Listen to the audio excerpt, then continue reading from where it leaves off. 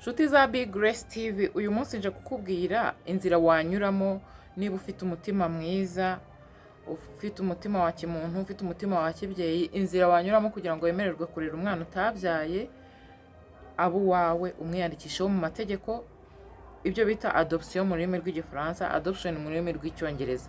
Ese mu Rwanda bigenda bite kugira ngo ube wahabwa amahirwe yo kurera umwana utabyaye? Ushobora kumurera kubera ko uwo mwana, hari abantu bagira umutima, wenda nimvuga w'kinyamaswa ntagire umva ko ntukanye, ariko hari abantu bagira umutima utari mwiza, akabyara umwana akamujugunya. Ntibimukundire kumwica, ariko akamujugunya ari muzima. Hari abamuta hafi y'ingo bazi ko zibamo abantu b'abanyempuhwe.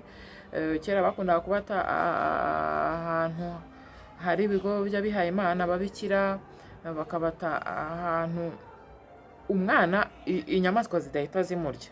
Urumva yikuyeho inshingano zo kuba yamurera kubera impamvu ABCD, ariko nanone ntamwishe, kuko hari abagira uwo mutima wa kinyamaswa wa burundu wa ruharwa, agahita amukuraho ubuzima akamwica. Ariko nanone kumurera akaba atari kubishobora, atari kubigeraho, ni nacyo giteye ubwoba, giteye n'impungenge, na nicyo gituma haboneka abana nk'abo bakenerwa kugirirwa impuhwe, ukaba wamurera utaramubyaye. Hari nubwo kandi uwo mwana dushobora kuba turi kumushakira umuntu uyu munsi wamurera nk'uwe, kubera ko nyina yamubyaye agahita yitaba Imana, kubera ko nta muryango afite. Turabizi amateka yo muri iki gihugu cyacu cy'u Rwanda, jenoside yakorewe Abatutsi muri 1994, umuntu akaba wenda nta muryango afite. Tuvuge abana bagiye batoragurwa muri urwo rwego, bakarokorwa muri ubwo buryo, tutanakuyeho ko hari abakobwa bashobora kubyara umwana agahita amuta, agahita amureka, atagiye kumusigira nyina, wenda nta n'uwanagira, ariko akamuta ahantu. Hari nk'umukobwa uba waragiye nko mu kazi, tuvuge mu kandi karere, mu yindi ntara, akajya gutya akaba atwaye inda mu buryo butateguwe, mu buryo butateganijwe, akajya kwa muganga bakamufasha akabyara neza, yarangiza akabareba kujisha, akabara giye umwana, ntagire umuntu umusigarana, ntagire kirera.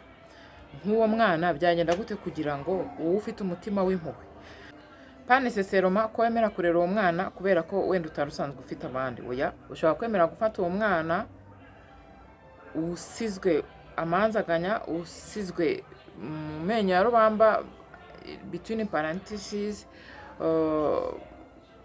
wenda niko nabyita, uwo muntu usizwe, uwo mwana usizwe gutyo atagira epfo na ruguru, ushobora kwemera kumurera pane seseroma ko udafite abana. Ushobora kuba ubafite, ariko ukaba ugize n'impuhwe n'uwo ngo kuba wamujyana ukamurera mu bandi. Ushobora no kumwadopta kubera yuko nta mwana wari ufite, ukaba wenda wabyumvikanaho n'uwo mwashakanye, ukavuga uti nta mwana dufite, ariko nanone ntabwo nshaka njyewe, simfite imbaraga za siporo utakurera umwana wo muri famiye. Gufata umwana wo muri famiye nkamugira uwanjye, tanto baraje, tanto turamushaka, tanto habaye ubukwe, ibintu nk'ibyo. Hari abavuga ati tuzadobota umwana tutazi inkomoko ye, nta kururu, iyo abantu bazabona ageze kuri uru rwego runuru bakaza kumwiyitirira. Ni ingero nyinshi hano nshobora kuguha kuri Big Grace TV zishobora gutuma umwana ashobora gusigara nta ipfo nta ruguru. Nicyo Kinyarwanda cyiza. Noneho naje kukubwira muri iki kiganiro byaca mu zihe nzira kugira ngo uwo mwana umwegurirwe, wemererwe kumurera bishingiye ku mutima wawe, ku bugwaneza bwawe, ku muntu bwawe, ariko nanone ubyemererwe n'amategeko. Umurere ariko binyuze no mu buryo bwemewe n'amategeko. Bica mu zihe nzira? Iyi ni Big Grace TV, ndi Marie Grace Bagambake. Buri ryemera kukwakira abashyitsi. Wowe muntu ugeze hano bwa mbere, ugeze kuri no platform, ugeze kuri no YouTube channel ya Big Grace TV bwa mbere, kandi aho handitse subscribe, kandi no kuri nzogera uzajya ubona notification buri ko dushyizeho video kuri Big Grace TV. Uzajya uwa mbere kuyibona, ntuzicuza kuba mu muryango mugari wa Big Grace TV, kuko Big Grace TV ni channel yaduhugurana. Niko tuyumva, niko tuyita, niko creating content ari aho tuganisha kungurana ubumenyi, guhugurana. Ntuzabyicuza rero. Nshimira n'abandi mwese kera mwamaze gukora subscribe kuri Big Grace TV. Uko ubonye video usi gukora subscribe, ubwo niba wakoze subscribe icyo cyararangiye. iyo wongeye ukanda kuri subscribe ngo nuko ubonye indi video udusubije inyuma udusubiza inyuma ubukoza ni subscribing. Subscribe ikorwa rimwe, ukanda kuri iyo nzogera bikorwa rimwe. Igisigaye tuba tugukeneyeho cy'ingenzi ni ukugira video yacu karangira. Watch time, igihe mumara mureba ibintu byacu burya YouTube irabikeneye kugira ngo tugeze ku rwego rumwe itujyana ku rundi, kuko aka ni akazi dukora ka buri munsi, ntabwo ari ukuvuga byo kuvuga gusa, ari ibyo ntawe utaba ufite channel. Hanyuma iyo content yakunyuze jya uyisharinga, ujye ukanda nako kuri ako kaganza uduhe like. Ubwo ni uburyo bwo kudutera ingabo mu bitugu, kuko kuri ino si twebwe twemera ko ari ugushyikirana, ngira nkugire nta muntu wakwigira. Ubwo rero niba ufite impuhwe zo kurera umwana utari uwawe ariko ku buryo bwemeye n'amategeko, atari amarangamutima yawe, ntawe uzaza ngo abigucyure cyangwa uzaza ngo amwiyitirire, byagenda gute kugira ngo ubyemererwe hano mu Rwanda? Hari nk'igihe umuntu amara kubyara umwana wenda utazi antecedents ze, nk'uwo mwana w'umukobwa yaje kubyara kwa muganga ahita atoroka akigendera, ntuzi basaza be, ntuzi ise, ntuzi nyina, ntuzi aho akomoka, yaje wenda kubyara nta cyangwa umwana kimwe afite, bizagenda gute ngo umwana abeho? Wowe ugaragaye aho hafi nk'umunyempuhwe wakwemererwa gute kurera uwo mwana mu buryo bwemeye n'amategeko? Ubundi ndifashisha ubushakashatsi bwagiye bukorwa n'ababizobereyemo, ababihoramo mu buzima bwa buri munsi. Nawe uze kutubwira muri comment uko ubyumva. Mpereye ku bushakashatsi bwakozwe na Minisiteri y'Uburinganire n'Iterambere ry'Umuryango muri 2013. Ubushakashatsi bwakozwe na Minisiteri y'Uburinganire n'Iterambere ry'Umuryango n'imije profe bugaragaza ko mu mwaka wenda duhere 2012 na 2013 ndayigeraho, bugaragaza ko mu mwaka wa 2012 abana n'urubyiruko 3323 babaga mu bigo 33 birera imfubyi hirya no hino mu gihugu. Ubwo ni 2012 ndi kukubwira, nibwo ubwo bushakashatsi mije profe yabukoze.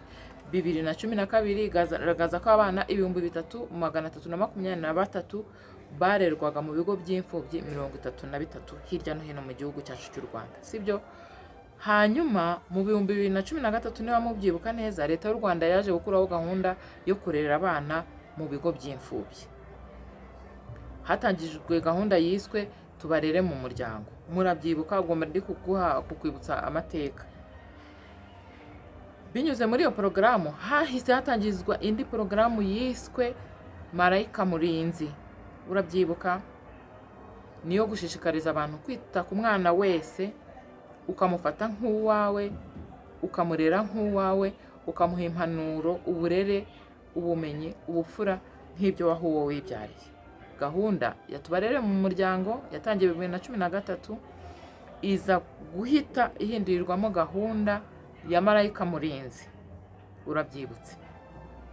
Izina rya Marayika Murinzi rero ryahabwaga abandi, rihabwa umuturarwanda wese, ntiryahabwaga ahubwo n'ubu riracyahabwa, nawe warihabwa, kandi nawe wagira uburengera, wagira umwana nk'uwo warera. Urumva? Nawe iri zina waryitwa bigenze gute? Ufite umutima ugufasha kwemera kurera umwana utari uwawe, ukamurera nk'uwawe, ukamwiyandikaho mu mategeko, utanamwanditseho mu mategeko ariko ukaba ufite impuhwe zo kumurera by'igihe gito, uteganya ko wenda ashobora utari kuzabona umuryango agasubira mu muryango we. Wowe muntu ufite umutima nk'uwo, iri zina nawe warihabwa, wakwitwa Marayika Murinzi. Bigenda gute rero cyangwa bihagaze gute? Nka raporo y'ikigo cy'igihugu gishinzwe imikurire no kurengera abana, niyo tujya twita NCDA, numva ari byo, nko muri 2012 no mwaka nagiye nkunda kugarukaho kandi ndawutindaho, kugeza ku itariki ya 30 Mata 2025 uyu mwaka turimo, abana 3671 b'imfubyi babonye imiryango ibakira irabarera. Ni bravo, ni ibintu byo kwishimira. Imana ibaha umugisha. Abanyarwanda benshi bari kuba ba Marayika Murinzi. Urumva? 2012 kugeza 30 z'ukwa kane uyu mwaka wa 2025 abana 3671 bavuye mu kubaho mu buzima bwo budafite icyerekezo, babona ba Marayika Murinzi bemera kubarera nk'ababo. Nawe wabawe, Imana ikaguha umugisha. ibi bivuze iki? Iyi mibare nari nkubwiye 3,671 ko babonye ababarera bakabarera nk'ababo. Ubwo ni raporo yakozwe n'ikigo cy'igihugu gishinzwe imikurire no kurengera umwana NCDA 2012 kugeza Mata uyu mwaka 2025. Abandi 3,671 babonye ababarera. Wenda tuvuge buri muryango wafashe umwana umwe, ubwo naba ba marayika murinzi bo muri iyo periode 3,671. Nawe waba we rero wagira umwana ufasha ukamurera ukamuha indero nziza ya kibyeyi.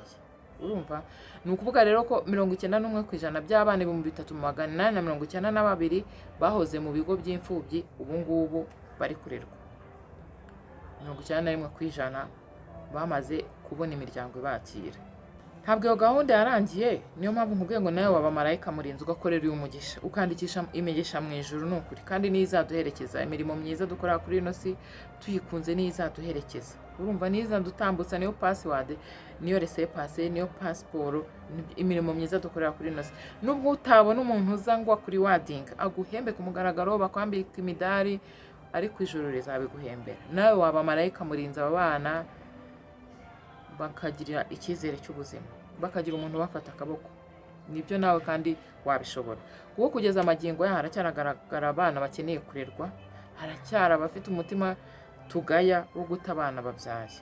Urumva kugeza n'amagingo ya umwana ubaye imfubyi cyangwa agatabwa n'umuryango we, ashakirwa marayika murinzi umurera kugira ngo akurire mu muryango, ahabwe byose nkenerwa nk'undi mwana, akurire mu biganza, mu maboko ya kibyeyi. Nawe waba marayika murinzi. Kuva 2013 rero mu Rwanda hari ba marayika murinzi basaga 4,000. Ubwo ni raporo ya NCDA nyine bigaragaza, ni bikurikiranira hafi.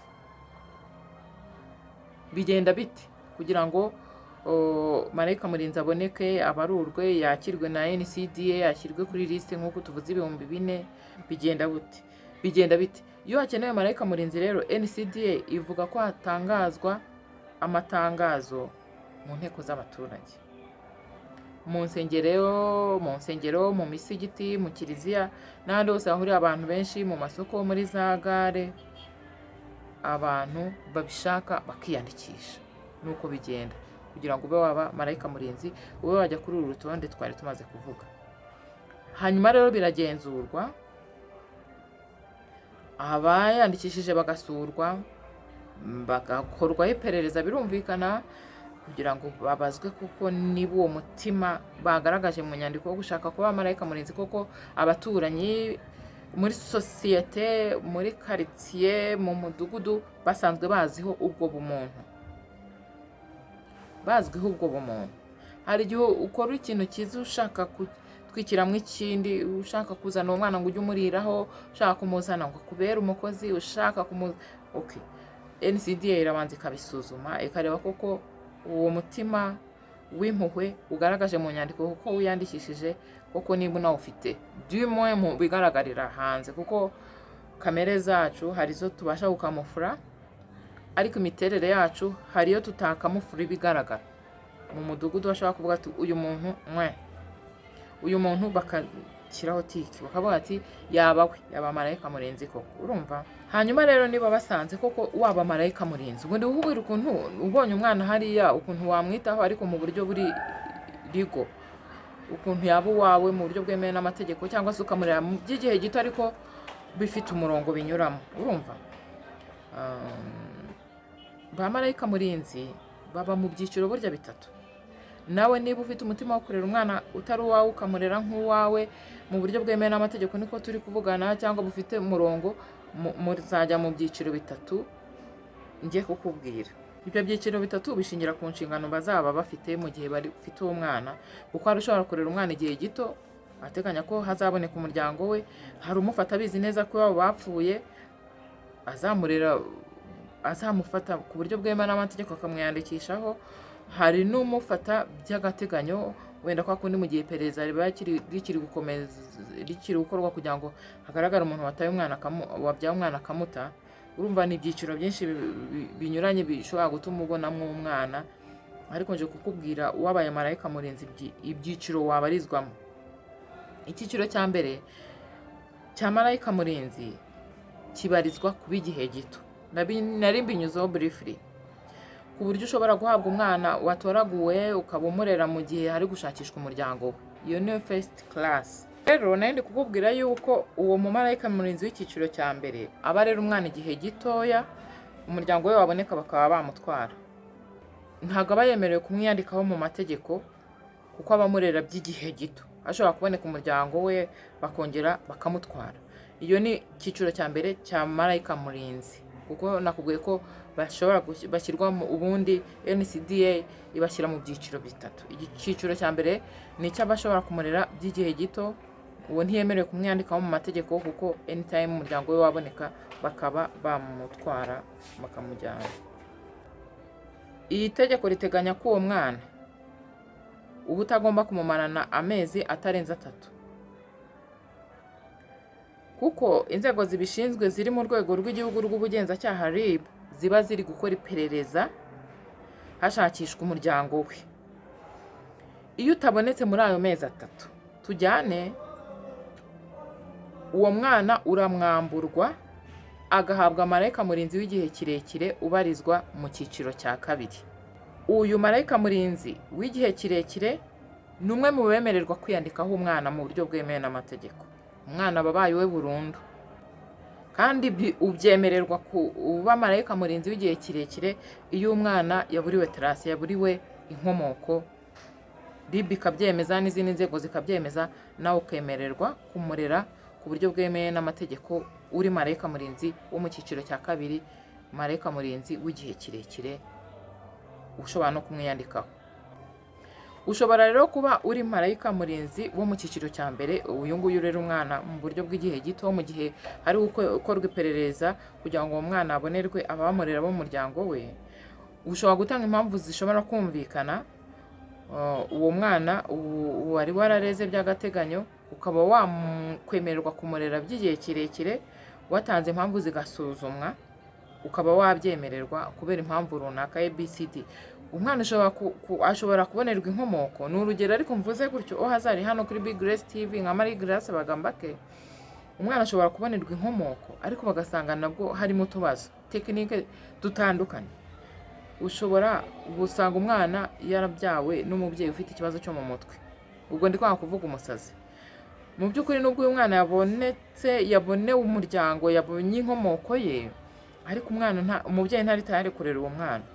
Uyu mubyeyi rero nubwo yari mu cyiciro cya mbere, yari marayika murinzi wo mu cyiciro cya mbere, ashobora kubyemererwa n'amategeko akarera uyu mwana mu buryo bw'igihe kirekire, kubera wenda nyina w'uyu mwana n'umusazi, nubwo yabonetse ariko ntabwo ari tayari kuba yarera uyu mwana. Icyiciro cya gatatu cy'abamarayika murinzi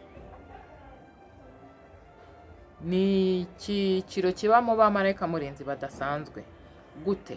Uyu mumarayika murinzi w'icyiciro cya gatatu, marayika murinzi udasanzwe, ni wa mubyeyi wemera kurera umwana wanzwe n'umuryango. Tubyumvikaneho umuryango urahari ariko wamwanze kubera ikibazo afite runaka, bamwanze. Uyu muntu udasanzwe we yemeye kumurera nk'umwana we. Nicyo cyiciro cya gatatu cy'abamarayika murinzi nawe wajyamo ufite uyu mutima.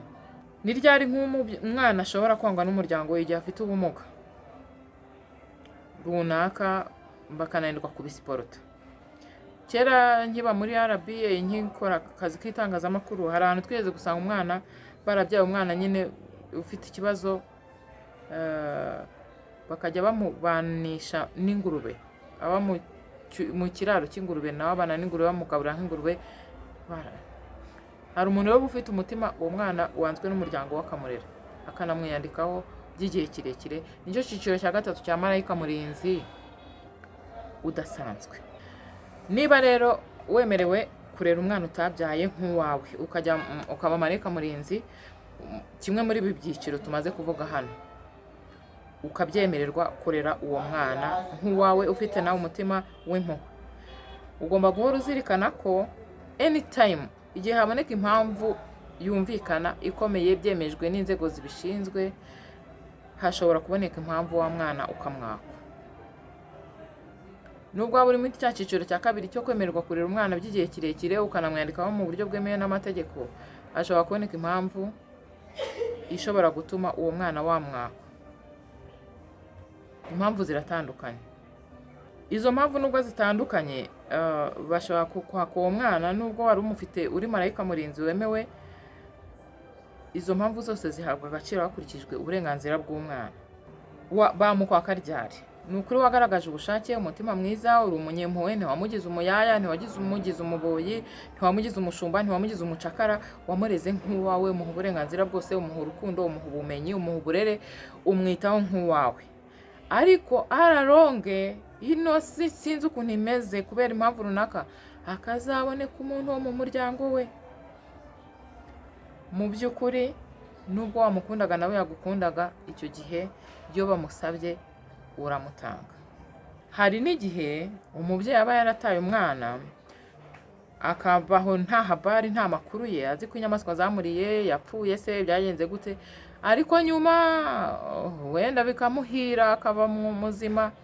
Simvuze kumuhira kuba yarataye umwana bikamuhira, tubyumve neza, ahubwo amahirwe y'ubuzima akamusekera, agatangira kujya ararira yibuka umwana we, cyangwa se yaranashatswe, akibuka umwana we. Kubw'amahirwe inkuru ikazamugwa mu matwi y'uko umwana we ari aha n'aha arererwa kwa kanaka. Icyo gihe ashobora kuza kumusaba, ukaba uri wiringiri kumutanga, ariko umwana akabyanga. Icyo gihe rero marayika murinzi, nimwe turi kuganira nawe, waba we niko nakubwiye, kandi waba ugize neza Imana yazabiguhembera. Icyo gihe niba umubyeyi yarataye umwana, nyuma akagaruka yararezo, akashaka gusubirana umwana we, wamutanga nubwo wamaze kumukunda, kumwinjiza mu maraso yawe no mu mutima wawe no mu bitekerezo byawe no muri plani zawe no mu mafaranga yawe. Ariko iyo babajije umwana akabyanga, icyo gihe umwana uramugumana. Uwo nyir'ukumuta akajya agaruka kumusura.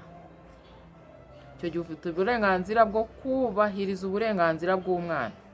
Nubwo uri nyina wamutaye ukaba wamenye ko amakuru ahari, ko ariho, ko umeze neza, ntago wamusubizwa, ahubwo ufata gahunda ukajya uza kumusura.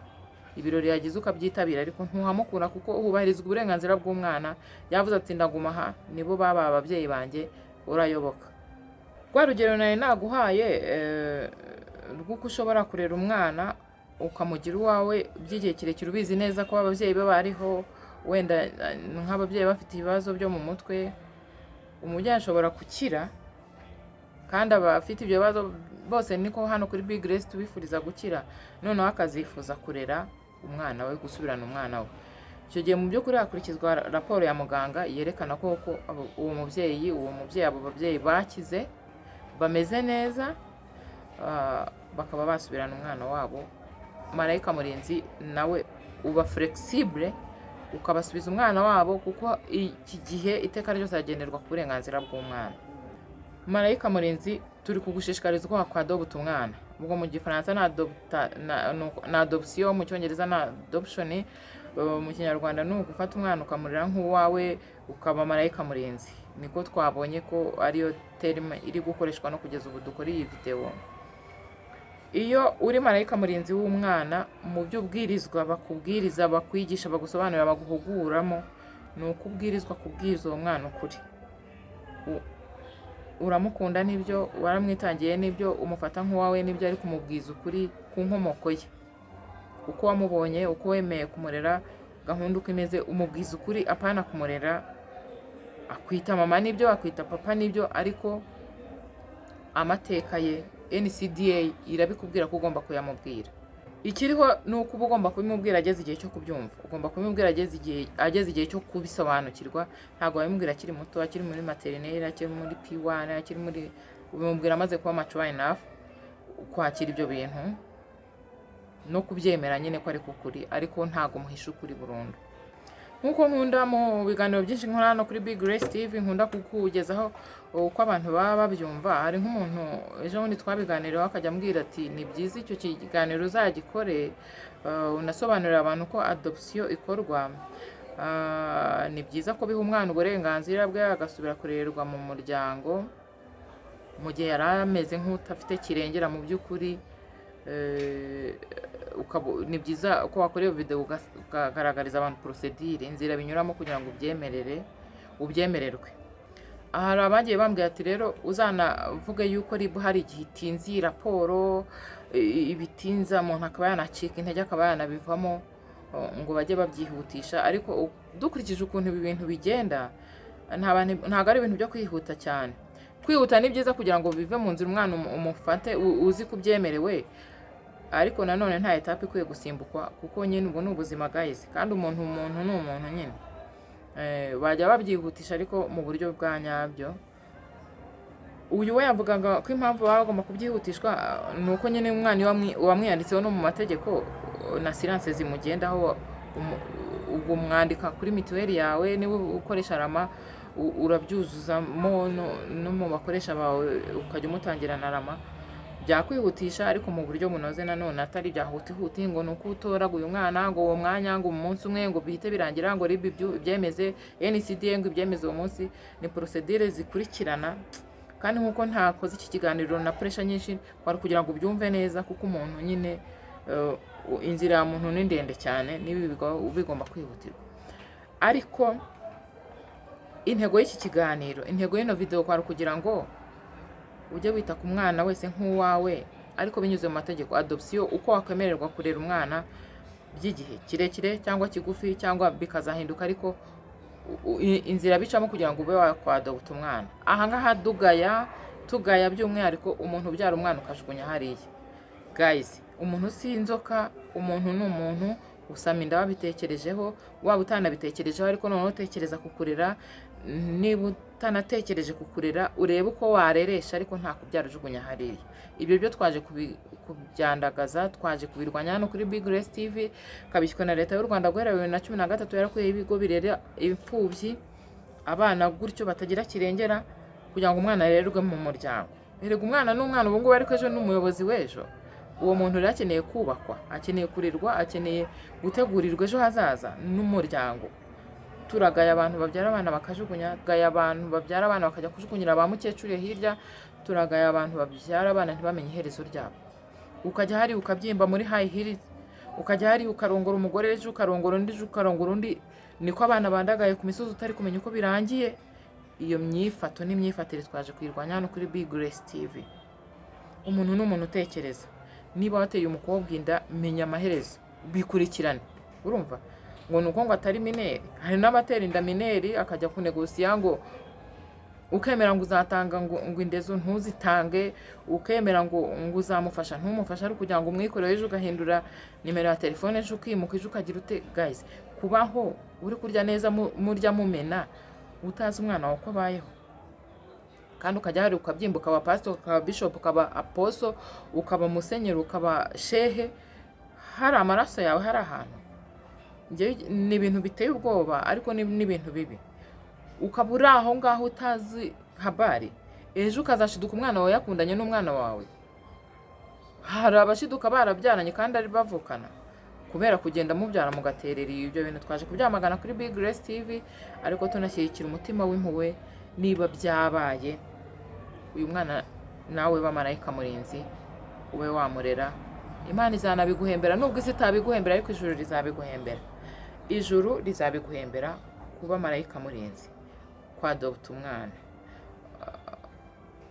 Nawe ijuru rizabuguhembera, n'isi izabikwitura. Atari no kuvuga ngo uzahabwa cya giseke ku munsi w'ubukwe, ngo bazakwambika rya kamba rya hano, ngo bazakwitura, ngo ntibazamutwara batamukoye. Wenda utwara twadushaka aho kuri mu isi kandi uri umuntu, ariko uyu mutima w'impuhwe. Ababyeyi uzi ko ushobora no kwiyandikaho umwana utari n'umubyeyi, ukiri n'umusore cyangwa ukiri umukobwa, wabonye umwana ukamugirira impuhwe. Uwo mutima w'impuhwe niwo twaje kwankuraje hano kuri Big Grace TV. Umutima wa kinyamaswa wo kubyara ukajugunya hariya, twaje kuwutesha agaciro mu izina rya Yesu. Ciao. Imana irabakunda, natwe turabakunda. Ngaho wowe utarakora subscribe, kanda kuri iyo nzogera, ukande no kuri subscribe, uzajya uba mbere kubona video dukora hano kuri Big Grace TV. Kubaho no kubana ningira nkugire nta wigira. Uko subscribe kuri Big Grace TV ukagira ya video yacu karangira, no kuri ubu dushyigikiye kandi ukanadusharingira. Nuko akazi dukoraho kuri YouTube channel gakorwa. Dukeneye views, dukeneye watch time, dukeneye na subscribers. Imana ibarinde. Ciao.